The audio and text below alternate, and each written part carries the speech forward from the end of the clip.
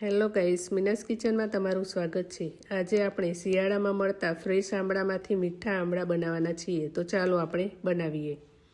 મીઠા આંબળાને આંબળાની કેન્ડી પણ કહેવાય છે। 1 કિલો આંબળા લીધા છે। પહેલાં આંબળાને ધોઈ લેવા અને પછી સ્ટીમ કુકરમાં 2 ગ્લાસ પાણી મૂકીને આંબળાને બાફવા મૂકી દેવા। 15-20 મિનિટ સુધી થવા દેવા। આંબળા થઈ જાય એટલે તે ફાટવા લાગશે। પછી આંબળાને આ રીતે ઠોડિયા કાઢીને આંબળાની ચીરમાં અલગ કરી લેવી અને પછી આંબળાની ચીરમાં ખાંડ ઉમેરી લેવી। 500 ગ્રામ જેટલી ખાંડ લીધેલી છે।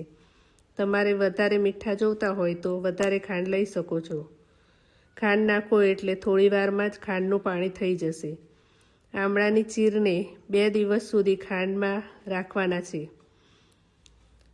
અને તે દિવસમાં 2-3 વાર ચમચીની મદદથી હલાવી લેવું, જેથી ખાંડ પણ ઓગળી જશે અને સારી રીતે મિક્સ થઈ જશે।